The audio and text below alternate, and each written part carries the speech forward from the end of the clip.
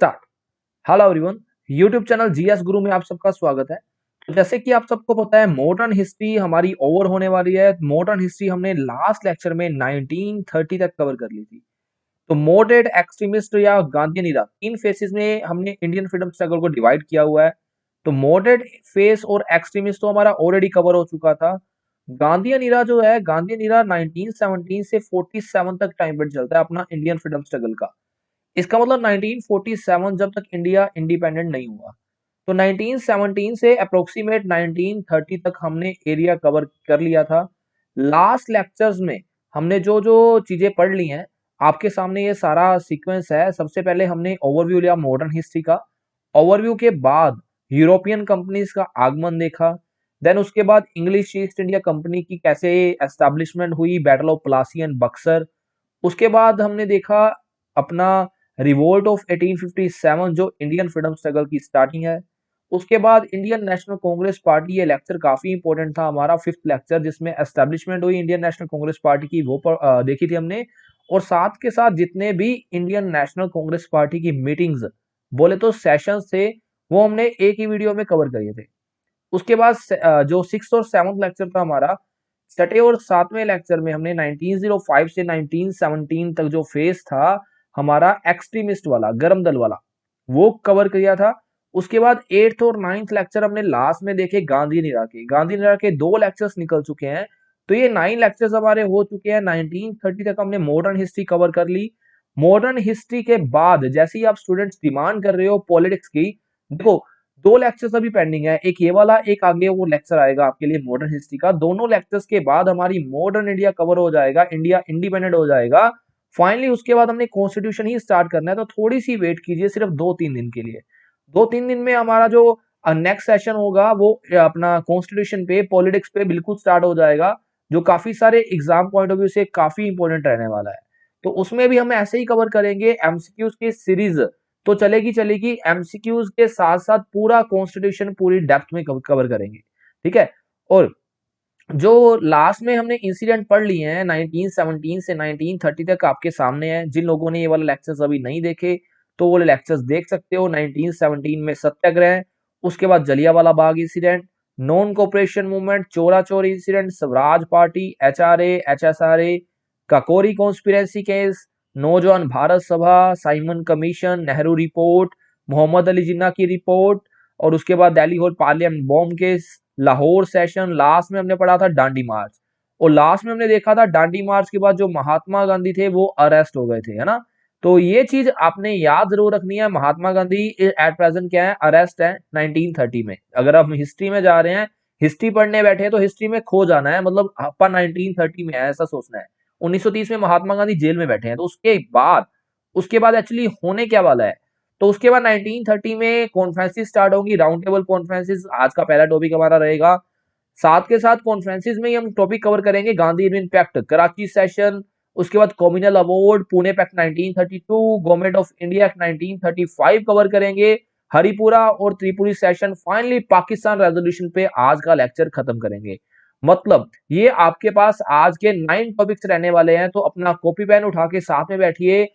Copy pen से आपको फायदा ये मिलेगा, एक सीक्वेंस भी आपको मिल रही है सारे इंसिडेंट्स की, साथ एमसीक्यूज भी मिल रहे हैं। एमसीक्यूज चाहे नोट डाउन ना करो, लेकिन एक टॉपिक अगर राउंड टेबल कॉन्फ्रेंस चल रहा है तो मैं आपको बता दूंगा उस टॉपिक को नोट डाउन कैसे करना है। उसके बाद आप वीडियो देखने के बाद रिवाइज करोगे, तो रिवीजन में आप नोट डाउन भी कर लेना। अगर कोई एग्जाम आता है तो एग्जाम आने के टाइम पे आप सारे क्वेश्चंस को रिवाइज कर सकते हो। और जो आज का पार्ट जो हमारा रहने वाला है वो 10th पार्ट रहेगा, गांधी निरा का थर्ड पार्ट है। गांधी निरा हमने स्टार्ट किया हुआ था 1917 से 47 वाला टाइम पीरियड, और ये 10th पार्ट रहेगा। बाकी 9 लेक्चर्स के जो लिंक होंगे आपको डिस्क्रिप्शन बॉक्स में मिल जाएंगे। जिन लोगों ने वो वाले लेक्चर्स नहीं देखे हैं तो वो लेक्चर्स देख सकते हैं। 11th पार्ट हमारा लास्ट पार्ट होगा मॉडर्न हिस्ट्री का, जो इसके बाद आएगा। और जिन लोगों ने अभी तक चैनल को सब्सक्राइब नहीं किया तो प्लीज चैनल को सब्सक्राइब कर दो, ताकि आने वाली वीडियोस आपको मिलती रहे। और टेलीग्राम लिंक आपको नीचे मिल जाएगा बॉक्स में, आप वहां से टेलीग्राम चैनल ज्वाइन कर सकते हो। टेलीग्राम चैनल पे जितनी भी इंपॉर्टेंट इंफॉर्मेशन होगी आपको प्रोवाइड करता रहूंगा। और जैसे ही नेक्स्ट वीडियो खत्म होती है, नेक्स्ट वीडियो के बाद आपको जितने भी वायसरॉय है और उन वायसरॉय के जितने भी वर्क्स है, जितने भी काम है, आपको मिल जाएंगे। तो टेलीग्राम पे आप जुड़ जाइए साथ में। टेलीग्राम अगर आप जब खोलोगे, टेलीग्राम चैनल खोलोगे, उसमें एक आपको लिंक मिल जाएगा टेलीग्राम ग्रुप का। तो टेलीग्राम ग्रुप में भी आप ऐड ऑन हो सकते हो। आगे चलते हैं। जो लास्ट वीडियो में क्विज था, तो पहला क्वेश्चन आपके पास था Ishwar Chandra was famous for. जो ईश्वर चंद्र थे वो किस लिए फेमस थे? वो थे विडो रीमैरिज के लिए। तो इसका आंसर हमारे पास था सी। अगला क्वेश्चन है the only way A pamphlet was started by which person. एक ही तरीका है, ये पैम्फलेट किस पर्सन ने स्टार्ट किया था? ये किन्होंने किया था? ये किया था सी, राजगोपालचारी जी ने। तो इसका आंसर हमारे पास है ए ऑप्शन। नेक्स्ट क्वेश्चन आपके पास था who was the viceroy of India when Simon commission came into India. तो वाइसरॉय की लिस्ट मैं हर वीडियो में आपको शो करता हूं। अभी इन क्वेश्चंस के बाद आपको दोबारा शो अप करूंगा वो सारे वाइसरॉय सीक्वेंस में, ताकि आपको कोई दिक्कत ना आए किसी भी वाइसरॉय में। तो इस वाइसरॉय के टाइम पे कौन थे? Lord Irwin. तो लॉर्ड इरविन के बारे में अभी पढ़ रहे हैं। लॉर्ड इरविन आज हमारा खत्म हो जाएगा। अगला क्वेश्चन आपके पास था who was the founder of all India liberal federation. All India liberal federation के जो फाउंडर थे वो कौन थे? वो थे अपने सुरेंद्र नाथ बनर्जी। लास्ट क्वेश्चन था आपके पास लास्ट वीडियो में, M N Roy was related to which among the following party. जो एम एन रॉय थे वो कौन सी पार्टी से बिलोंग करते थे? तो वो थे कम्युनिस्ट पार्टी से। कम्युनिस्ट पार्टी के बारे में मैंने लास्ट वीडियो की स्टार्टिंग में भी बता दिया था एम एन रॉय के बारे में, और लास्ट वीडियो के एंड में आपके पास ये क्वेश्चन था। तो इसका आंसर हमारे पास था सी। तो ये 5 क्वेश्चन थे। जिन लोगों के 5 के 5 क्वेश्चन के आंसर बिल्कुल करेक्ट दिए थे, प्लीज अपना नेम जरूर मेंशन करना, ताकि मुझे पता चलता रहे कौन कौन रेगुलर वीडियोस देख रहा है। आगे चलते हैं आज के लेक्चर की तरफ। आज के लेक्चर में आपको पहले मैं 10 वाइसरॉय मेंशन कर देता हूं। 1917 लॉर्ड चैम्सफोर्ड से हमने स्टार्ट किया हुआ है।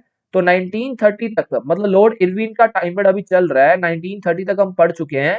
लॉर्ड इरविन से लॉर्ड लिलिथ को 1940 तक आज पढ़ेंगे, और लास्ट जो 3 वाइसरॉय रह जाएंगे वो हम अगली वीडियो में खत्म करेंगे। लॉर्ड माउंटबेटन तक 1947 या 48 वाला कंसेप्ट मैंने आपको बताया हुआ है ऑलरेडी। ठीक है। तो आज के जो इंसिडेंट्स रहने वाले हैं 1930 से 1940 में ऑलरेडी बता चुका हूं।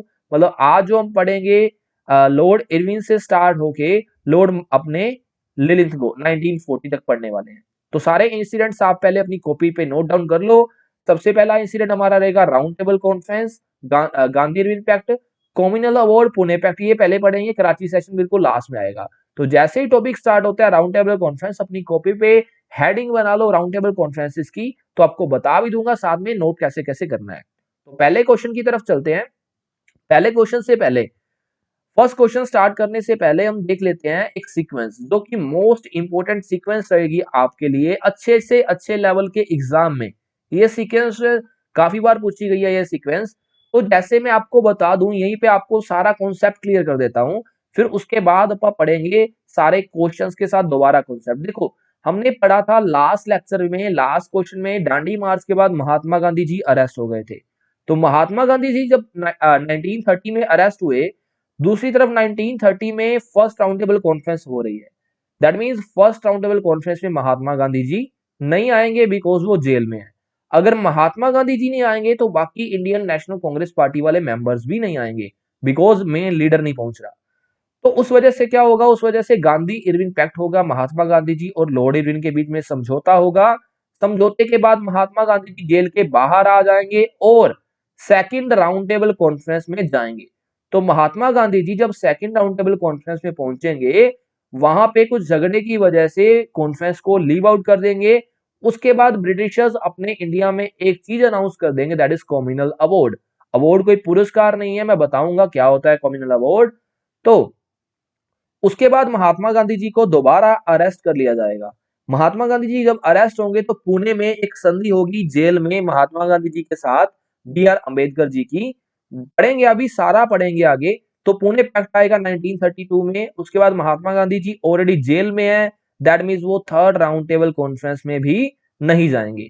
तो महात्मा गांधी जी ने सिर्फ एक ही कॉन्फ्रेंस अटेंड की थी, that was second round table conference, जो कि एग्जाम्स में काफी बार पूछी जाती है।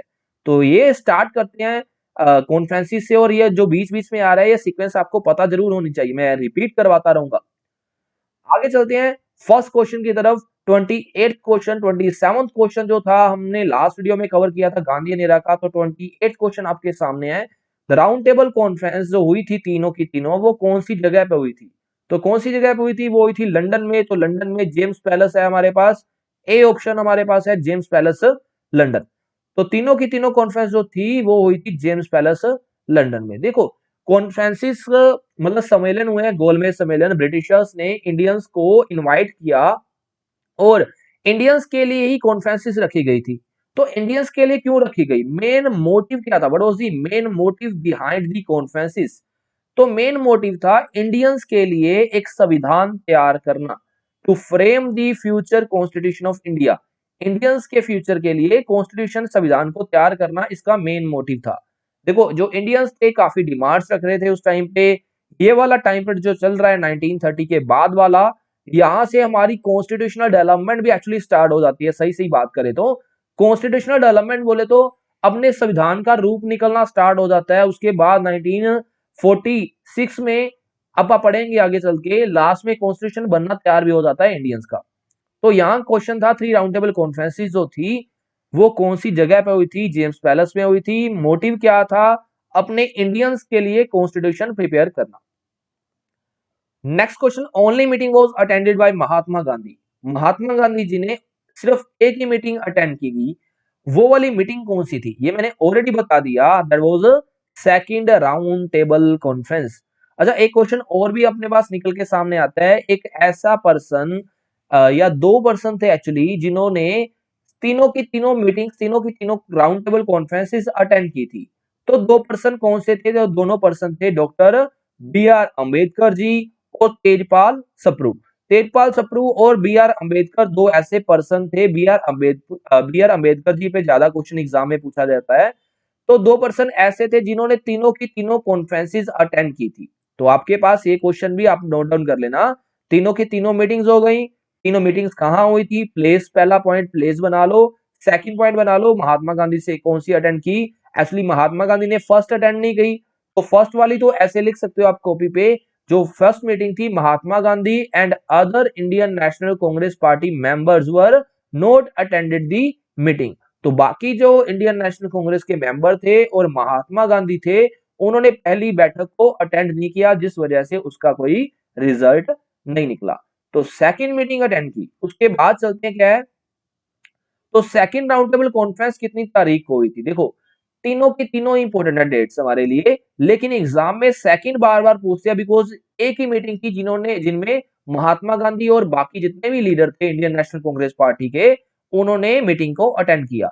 तो तीनों की डेट्स अगर मैं बताऊं तो फर्स्ट जो हुई थी वो 1930, 31, 32, मतलब तीनों सीक्वेंस में। पहली बात तो 12, 7, 17 है ना, तो 12, 7, 17 पहले नवंबर और लास्ट में नवंबर है, बीच में सितंबर है। तो 7th ऑफ सितंबर 1930 को हुई थी सेकंड राउंड टेबल कॉन्फ्रेंस, जो अटेंड की गई थी महात्मा गांधी और अब बाकी आईएनसी के लीडर्स द्वारा। एक्चुअली ये वाली मीटिंग भी महात्मा गांधी बीच में छोड़ के आ गए थे। रीजन क्या था? रीजन आपको अगले क्वेश्चन में बताऊंगा मैं। तो इसका आंसर हमारे पास क्या रहेगा? इसका आंसर रहेगा 7th ऑफ सितंबर 1931। नेक्स्ट क्वेश्चन है, who was the viceroy at the time of second round table conference. तो वाइसरॉय के जरिए ही सारी मॉडर्न हिस्ट्री हम पढ़ रहे हैं। तो वाइसरॉय हमने जो वीडियो स्टार्ट हुई थी तो मैंने बताया था लॉर्ड इरविन थे 1931 तक। उसके बाद 1931 के बाद वेलिंगटन आ गए।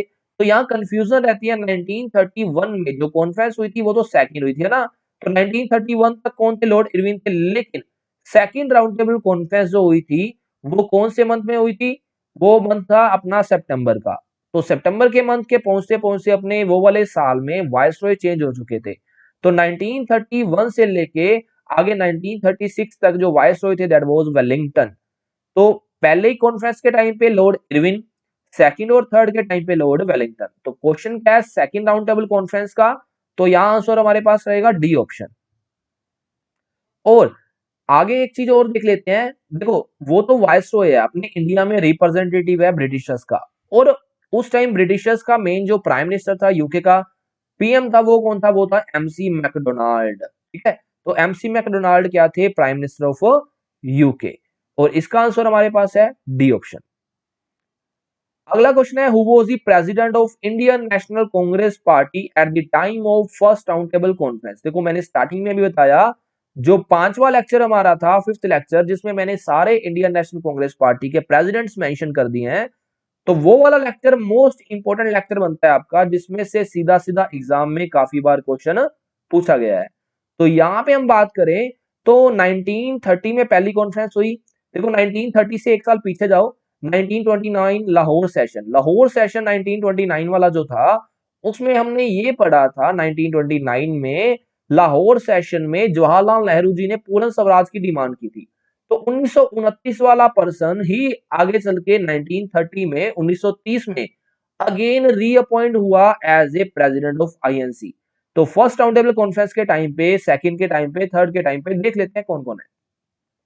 तो जैसे मैंने अभी बताया 1930 के टाइम पे जवाहरलाल नेहरू, 31 में वल्लभ भाई पटेल, 32 में मदन मोहन मालवीय। ये भी मोस्ट इंपोर्टेंट है वल्लभ भाई पटेल, इन पे भी क्वेश्चन आएगा आगे। कराची सेशन जो मैंने स्टार्टिंग में आपको बताया इंट्रोडक्शन में सीक्वेंस में 1931 वाला, तो 1930 वाला कराची सेशन 31 वाला सॉरी, वो भी इंपॉर्टेंट रहेगा। तो यहाँ पे हमारे पास आंसर क्या रहेगा, यहाँ पे आंसर रहेगा जवाहरलाल नेहरू जी। आगे चलते हैं अगले क्वेश्चन पे। गांधी इरविन पैक्ट, देखो फर्स्ट राउंड टेबल कॉन्फ्रेंस हुई, फर्स्ट के बाद क्या हुआ, फर्स्ट में महात्मा गांधी नहीं आए, तो महात्मा गांधी को बाहर निकालने के लिए उन्होंने एक पैक्ट साइन किया, that was Gandhi Irwin pact, जिसको दिल्ली पैक्ट, दिल्ली पैक्ट के नाम से भी जाना जाता है। ये भी इंपॉर्टेंट पॉइंट है, ये भी याद रखना। वो signed on which state, Gandhi Irwin समझौता महात्मा गांधी और लॉर्ड इरविन के बीच में हुआ था। कौन सी डेट को हुआ, वो हुआ था 5 मार्च 1931 को। और गांधी इरविन पैक्ट जो था महात्मा गांधी और लॉर्ड इरविन के बीच में जो हुआ था, उसमें मेन कॉन्सेप्ट जो डिस्कस किया गया था दैट वाज रिगार्डिंग सोल्ट सत्याग्रह। नमक सत्याग्रह क्यों हुआ था, बिकॉज उसमें क्या किया गया था, सोल्ट पर टैक्स लगाने को मना किया था महात्मा गांधी जी ने, या कहा था जो नमक है उसको प्रोड्यूस करो इंडिया में, है ना। तो उस पे क्या किया गया, उसको महात्मा गांधी जी की जो वो बात थी उसको एक्सेप्ट कर लिया गया फाइनली। वो कहा किया गया गांधी इरविन पैक्ट में। तो 5 मार्च 1931 के बाद महात्मा गांधी जी वापिस बाहर आ गए जेल से, मतलब second round table conference Mahatma Gandhi attend करने के लिए रेडी हैं। तो सेकंड राउंड टेबल कॉन्फ्रेंस जब हुई थी, महात्मा गांधी और ब्रिटिशर्स जो थे, तो ब्रिटिशर्स ने एक कॉन्सेप्ट रखा था सामने, दैट वाज कम्युनल रिप्रेजेंटेशन। लेकिन उस कम्युनल रिप्रेजेंटेशन को अपने महात्मा गांधी ने रिजेक्ट कर दिया था और वो कॉन्फ्रेंस को छोड़कर आ गए थे।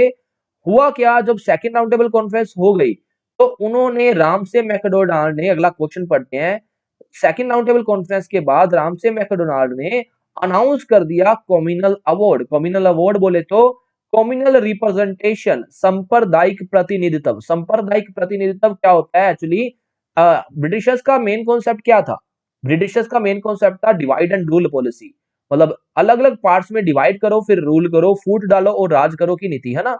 तो फूट डालो और राज करो की नीति में कम्युनल रिप्रेजेंटेशन क्या था, पूरे इंडिया में जितने भी सिटीजन है उनको अलग अलग पार्ट्स में डिवाइड करना। उन्होंने मेजर जो मेन 3 कम्युनिटीज डिवाइड की थी, हिंदू, सिख और मुसलमान। तो उन्होंने कम्युनल अवार्ड अनाउंस कर दिया। कितनी डेट को, कौन सी तारीख को अनाउंस किया था, वो किया था 16 अगस्त 1932 को। देखो 16 अगस्त 1932 को जैसे अनाउंस किया, तो पता है महात्मा गांधी तो अभी बाहर है, जेल में नहीं है, तो महात्मा गांधी कुछ भी कर सकते हैं, विद्रोह भी कर सकते हैं, उनके अगेंस्ट भी जा सकते हैं। तो उससे बचने के लिए ब्रिटिशर्स ने क्या किया, ब्रिटिशर्स ने 20 सितंबर को महात्मा गांधी जी को अगेन अरेस्ट कर लिया, मतलब सेकंड राउंड टेबल कॉन्फ्रेंस के बाद वापिस अरेस्ट हो गए, जिस वजह से महात्मा गांधी थर्ड कॉन्फ्रेंस में नहीं पहुंच सके। तो आगे चलते हैं, जब महात्मा गांधी जी अरेस्ट हुए थे तो उनको लेके जाया गया था यारवाड़ा जेल पुणे में। तो पुणे में जब जेल में बैठे थे ना वो, तो जेल में उन्होंने फास्ट अनटू डेथ स्टार्ट कर दिया था, मतलब अमरण अनशन, जब तक उनकी डेथ नहीं हो जाती वो अनशन पे बैठे हैं ना। तो उस अनशन को रोकने के लिए ब्रिटिशर्स ने एक प्यादा उठाया, एक पर्सन उठाया, आप कह सकते हैं, प्यादा नहीं कह सकते सॉरी, पर्सन उठाया, that was B R Ambedkar ji. तो बी आर अम्बेडकर जी को कुछ ना कुछ एग्रीमेंट के लिए दिया, तो महात्मा गांधी को शांत करवाने के लिए था, या कह सकते हैं उनका जो अमरण अनशन था उसको रोकने के लिए था। देखो जो ब्रिटिशर्स थे उनको डर था, अगर इतने बड़े लीडर की जेल में मौत हो जाती है, तो मौत होने की वजह से जो इंडियंस है वो भड़क जाएंगे, विद्रोह स्टार्ट कर देंगे। तो उन्होंने सही समझा भी, अपने जो इंडियंस है, इंडियंस को पहले लॉलीपॉप प्रोवाइड कर रहे थे एक्चुअली, तो लॉलीपॉप अगेन एक लॉलीपॉप दी, वो लॉलीपॉप भी देख लेते हैं एक्चुअली क्या थी। तो सबसे पहले पुणे पैक्ट को पुणे पैक्ट क्यों कहते हैं? बिकॉज ये साइन हुआ था यरवाड़ा जेल पुणे में। और यरवाड़ा जेल पुणे में किन दो पर्संस के बीच में साइन हुआ? 24 सितंबर 1932। क्वेश्चन पढ़ लेते हैं एक बार। जो पुणे पैक्ट था वो 24 सितंबर 1932 को साइन हुआ। कौन से दो लीडर्स के बीच? तो वो दो लीडर्स कौन कौन से थे? महात्मा गांधी और बी आर अम्बेडकर जी। और इसमें हुआ क्या? देखो, जो डिप्रेस्ड क्लासेस थी, हर बार लॉलीपॉप में सीट्स इंक्रीज करते हैं, मतलब जो पिछड़ा वर्ग है तो उनकी सीट्स को इंक्रीज कर दिया गया, 147 कर दी गई। प्रोविंस में, प्रोविंस बोले तो प्रांत जो एट प्रेजेंट स्टेट होता है, और सेंट्रल लेजिस्लेचर में, केंद्रीय विधानपालिका में 18% इंक्रीज कर दी गई। दैट मींस दोनों साइड सीट्स को इंक्रीज कर दिया गया, जिस वजह से महात्मा गांधी ने जो अनशन रखा हुआ था, अमरण अनशन, उसको रोक दिया। तो ये हमारे पास था पुणे पैक्ट। पुणे पैक्ट कब साइन हुआ? 24 सितंबर को। देखो, सीक्वेंस जरूर याद रखो, सीक्वेंस हमारे पास क्या थी? तो सीक्वेंस मैं रिवाइज करवा रहा हूं, जस्ट माइंड में सोचना।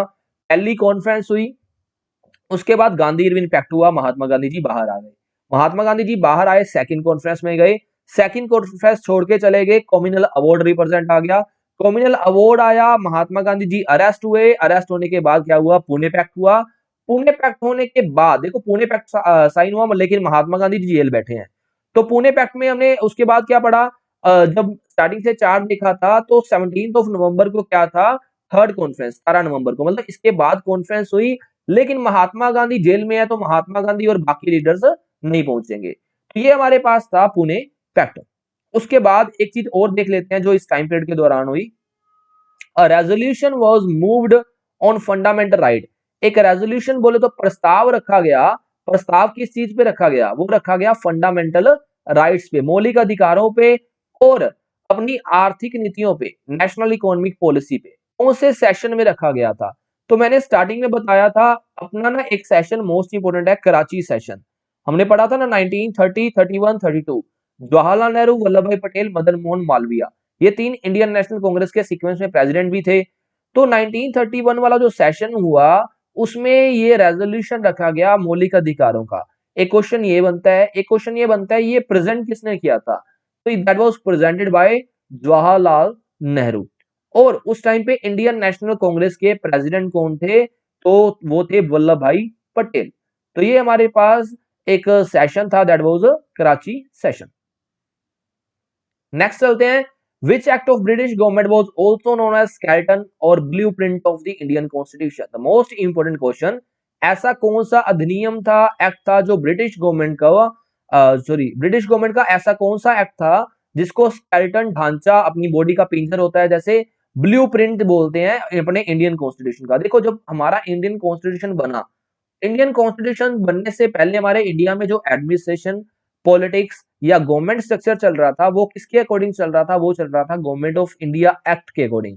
वो वाला एक्ट कौन सा था? वो था 1935, जिस एक्ट से काफी चीजें अडॉप्ट करके हमने इंडियन कॉन्स्टिट्यूशन में एड ऑन भी किए हैं। इसी वजह से इसी को बोला जाता है स्केलेटन या ब्लूप्रिंट, जिसने हमारा बेस तैयार किया। देखो, ब्लूप्रिंट एक्चुअली होता क्या है? ब्लूप्रिंट क्या होता है? जैसे अपन मार्केट में अपने घर के लिए नक्शा तैयार करवाते हैं, तो वो एक स्ट्रक्चर, एक लेआउट तैयार करके देते हैं ना, हमें ब्लू कलर की कॉपी प्रोवाइड करते हैं। वैसे ही एक लेआउट को किसी भी एक पेपर पे एक रिकॉर्ड लेके आना, एक अपन कह सकते हैं तैयार करना प्रॉपर स्ट्रक्चर को, उसको बोलते हैं ब्लूप्रिंट। तो गवर्नमेंट ऑफ इंडिया 1935 ने हमें स्ट्रक्चर प्रोवाइड किया था कॉन्स्टिट्यूशन का, that's why it is known as a skeleton और ब्लूप्रिंट ऑफ इंडियन कॉन्स्टिट्यूशन। एक बार पढ़ लेते हैं कॉन्स्टिट्यूशन का, जो कॉन्स्टिट्यूशन से पहले जो एक्ट चल रहा था, उसमें क्या क्या हुआ था, मेन चीजें। तो 1935 वाला जो एक्ट था वो 2 अगस्त 1935 को पास हुआ। जैसे हमारी पार्लियामेंट में पास होते हैं एक्ट, वैसे ही ब्रिटिशर्स की पार्लियामेंट में पास हुआ। It was the lengthiest act, मतलब जो ब्रिटिश गवर्नमेंट ने जितने भी एक्ट निकाले थे उनमें से सबसे बड़ा एक्ट यही था। Dyarchy was abolished. तो डायरकी था, उसको प्रोविंस लेवल पे, प्रोविंस बोले तो प्रांत लेवल पे, अबोलिश कर दिया गया था। लेकिन देखो, प्रांत क्या होते हैं? जैसे एट प्रेजेंट स्टेट होती हैं, तो स्टेट लेवल पे खत्म कर दिया गया और सेंट्रल लेवल पे ले गए। डायरकी क्या था? डायरकी 1919 में मैंने पीछे वीडियोस में पढ़ाया हुआ है, तो 6th वीडियो में शायद या 7th वीडियो में हमने पढ़ा था वो वाला। तो डायरकी सिस्टम हमने ऑलरेडी पढ़ा हुआ है। तो और क्या स्टार्ट किया? देखो, प्रोविंस लेवल पे, प्रांत लेवल पे डायरकी खत्म कर दिया, सेंट्रल लेवल पे ले गए, और प्रांत लेवल पे क्या दे दिया? Province autonomy. ऑटोनॉमी होती है जो पर्सन अपने आप गवर्नमेंट चला ले, तो प्रोविंस अपने आप गवर्नमेंट चला सकती है। अबोलिश कर दी गई इंडियन काउंसिल, भारतीय परिषद को खत्म कर दिया गया और उसकी जगह क्या दे दिया गया, एक एडवाइजरी काउंसिल, सलाहकार परिषद प्रोवाइड कर दी गई इंडियंस के लिए। It was repealed by the constitution of India, मैंने पहले भी बताया जब तक कॉन्स्टिट्यूशन नहीं तैयार हुआ, मतलब नहीं लागू हुआ, उससे पहले क्या चल रहा था, 1935 वाला एक्ट अपने इंडिया में, तो कॉन्स्टिट्यूशन ने इसी एक्ट को क्या किया, खत्म किया फाइनली। तो गवर्नमेंट ऑफ इंडिया एक्ट 1935 का ये सिस्टम था। एक पॉइंट नोट डाउन कर लेना प्लीज, मैं इसमें मेंशन करना भूल गया। जो जवाहरलाल नेहरू जी थे, जवाहरलाल नेहरू जी ने इस एक्ट को पहले मना कर दिया था, मतलब उन्होंने बोला था कुछ आजादी के लिए तो प्रोवाइड किया नहीं, पहले भी हम गुलाम थे, अभी गुलाम है, गुलामी के लिए नया अधिनियम लेके आए हैं, न्यू स्लेवरी एक्ट, गुलामी का नया अधिनियम बोला गया है 1935 वाले एक्ट को। किन्होंने बोला था, वो बोला था जवाहरलाल नेहरू जी ने। तो नेक्स्ट क्वेश्चन हमारे पास है, national planning committee was established under Haripura session 1938। देखो नेशनल प्लानिंग कमेटी जो बनी थी हरिपुरा सेशन के 1938 में, हरिपुरा सेशन में ऑलरेडी डिस्कस कर चुका हूं 1938 में, अपने पढ़ा था इंडियन नेशनल कांग्रेस वाली वीडियो में 5वें लेक्चर में। तो उस जो सेशन हुआ था हरिपुर सेशन, उसके प्रेसिडेंट कौन थे, तो उसके president one and only Subhash Chandra Bose. तो इसका आंसर हमारे पास रहेगा डी ऑप्शन। एक चीज और देखना, जो सुभाष चंद्र बोस थे वो 1938 के बाद 1939 में रिजाइन कर गए थे, वो भी पढ़ेंगे। और जो नेशनल प्लानिंग कमेटी बनी थी, वो प्लानिंग कमेटी के चेयरमैन कौन थे, देखो चेयरमैन सुभाष चंद्र बोस नहीं है, सुभाष चंद्र बोस वो आईएनसी के प्रेसिडेंट है उस टाइम पे, जिस टाइम पे ये कमेटी बनी है। तो चेयरमैन कौन थे, चेयरमैन थे जवाहरलाल नेहरू जी। आगे चलते हैं, the most important session, the Tripuri session 1939, 1939 का सेशन है, प्लीज मेंशन कर लेना। 1939 में त्रिपुरी सेशन हुआ after the resign of Subhash Chandra Bose. देखो त्रिपुरी सेशन जब चल रहा था तो सुभाष चंद्र बोस जी ने रिजाइन दे दिया था। Who presided the remaining session of INC, Indian national Congress party का जो रिमेनिंग सेशन रह गया था उसको प्रिजाइड किसने किया, तो इसको पहले समझ लेते हैं। देखो क्या हुआ, 1938 में सुभाष चंद्र बोस क्या थे, इंडियन नेशनल कांग्रेस के प्रेसिडेंट। तो अगले साल 1939 में वो वापस प्रेसिडेंट बनना चाहते थे, लेकिन हुआ क्या, जो महात्मा गांधी थे, महात्मा गांधी जी जो थे, महात्मा गांधी जी ने रेफर कर दिया था एक पर्सन को, दैट वाज पिताभी सीतारमैया। तो महात्मा गांधी जी कह रहे थे पिताभी सीतारमैया क्या बनेंगे, अपने आईएनसी के प्रेसिडेंट। लेकिन सुभाष चंद्र बोस अपनी, मतलब आप कह सकते हैं एक जिद पे थे, मतलब आईएनसी का नेक्स्ट प्रेसिडेंट मैं ही होऊंगा 1939 में भी। तो सोल्यूशन निकालने के लिए क्या किया गया, जो इंडियन नेशनल कांग्रेस पार्टी के मेंबर्स थे उनमें वोटिंग करवाई गई। वोटिंग किन दोनों के लिए, अपने पिताभी के लिए और बोस के लिए, सुभाष चंद्र बोस जी के लिए। और फाइनली रिजल्ट क्या हुआ, सुभाष चंद्र बोस जो थे वो जीत गए, लेकिन जीतने के बाद उन्होंने रिजाइन दे दिया इंडियन नेशनल कांग्रेस पार्टी से। तो अपने पास क्वेश्चन था, जब सुभाष चंद्र बोस जी रिजाइन देके चले गए थे तो जो बाकी सेशन था तो किन्होंने हैंडल किया, तो कई जनों के माइंड में डाउट रहता है पिताभी सीतारमैया जी ने हैंडल किया होगा, नहीं, राजेंद्र प्रसाद जी आईएनसी के प्रेसिडेंट बने थे उसके बाद। और एक चीज और, जो सुभाष चंद्र बोस जी थे इंडियन नेशनल कांग्रेस पार्टी में से रिजाइन देने के बाद उन्होंने एक नई पार्टी स्टार्ट की, that was forward block party. Forward block party के फाउंडर कौन है, सुभाष चंद्र बोस जी। ये क्वेश्चन भी काफी बार एग्जाम में देखा गया है। आज का लास्ट क्वेश्चन जो है आपके लिए मोस्ट इंपोर्टेंट क्वेश्चन है। On 23rd of March 1940 Pakistan resolution was moved to the session. 23 मार्च 1940 को पाकिस्तान का प्रस्ताव रखा गया and demanded the separate nation, और पाकिस्तान अलग नेशन बने, ये डिमांड की गई। कौन से सिद्धांत के अंडर, टू नेशन थ्योरी, दो अलग से नेशन होने चाहिए, इंडिया और दूसरा पाकिस्तान। कौन से पर्सन ने ये डिमांड रखी, तो 3-4 क्वेश्चन आपकी कवर हो रहे हैं यहाँ पे। 3-4 क्वेश्चन कैसे कवर हो रहे हैं, पहली बात तो पाकिस्तान रेजोल्यूशन 23 मार्च को रखा गया, कौन सी थ्योरी के अंडर रखा गया, टू नेशन थ्योरी के अंडर। ये प्रस्ताव जो था किन्होंने रखा था, ये टू नेशन थ्योरी किनकी थी, ये थी मोहम्मद अली जिन्ना जी की। एक लास्ट क्वेश्चन आज का यहीं से कवर होता है, जो पाकिस्तान वर्ड है वो मुस्लिम्स को रिप्रेजेंट कर रहा है, लेकिन पाकिस्तान वर्ड मोहम्मद अली जिन्ना जी ने नहीं दिया। तो पाकिस्तान जो वर्ड है उसको कॉइन किन्होंने किया था, that was coined by Chaudhry Rahmat Ali. याद कर सकते हैं, जो पाकिस्तान है, जब पाकिस्तान है वो किनकी रहमत से आया है, तो वो रहमत अली की रहमत जी से आया है। तो चौधरी रहमत अली जी ने ये वर्ड दिया था। तो अपने पास क्वेश्चन कवर हुआ, पाकिस्तान की मांग किन्होंने रखी थी, मोहम्मद अली जिन्ना ने, लेकिन पाकिस्तान वर्ड किन्होंने दिया, that was coined by Chaudhry Rahmat Ali. तो आज का सेशन यही खत्म करते हैं, और आज के एमसीक्यूज, हाँ ये तो इंपॉर्टेंट चीज है ना, इसको थोड़ी रोकेंगे बीच में। तो विच among the following was the first newspaper of India published in 1780। आज का पहला क्वेश्चन आपके लिए है, 1780 में जो फर्स्ट न्यूज़पेपर इंडिया का जो था वो पब्लिश हुआ, उसका नेम क्या था। सेकंड क्वेश्चन आपके लिए है, द इंडिपेंडेंस लेबर पार्टी जो थी उसके फाउंडर कौन थे। थर्ड क्वेश्चन आपके लिए है, भूदान मूवमेंट, भूमिदान जो आंदोलन था वो किसने स्टार्ट किया। चौथा क्वेश्चन आपके पास है, डोंट पे टैक्स, कर मत दो, ये स्लोगन किस पर्सन द्वारा दिया गया था मॉडर्न हिस्ट्री में। पांचवा क्वेश्चन आपके लिए है, कायदे आजम, तो कायदे आजम किनको बोला जाता है, महात्मा गांधी, सुभाष चंद्र बोस, मोहम्मद अली जिन्ना और चौधरी रहमत अली। तो ये आज के 5 क्वेश्चन थे, इन पांचों के आंसर जरूर कमेंट सेक्शन में देना, और वीडियोस पसंद आ रही हैं तो लाइक कमेंट करना मत भूलना, और वीडियोस को जितना हो सके शेयर जरूर करो, बिकॉज आपको तो बेनिफिट मिल रहा है, साथ के साथ जितने भी पर्सन घर पे बैठे हैं एट प्रेजेंट, तो सबको बेनिफिट मिलता रहे। इस वीडियो को इतना शेयर करो कि सब जितने भी पर्सन घर पे बैठे हैं अपनी जो अपना टाइम है उसको यूटिलाइज कर सके, प्रॉपरली पढ़ सके, और चैनल को सब्सक्राइब कर दो अगर वीडियोस पसंद आ रही हैं, ताकि आने वाली वीडियोस हो, बिकॉज मॉडर्न इसके बाद पॉलिटिक्स स्टार्ट होने वाली है, तो पॉलिटिक्स की वीडियो को जो आपकी लिंक है आपको फोन पे प्रोवाइड होते रहे। Thank you so much.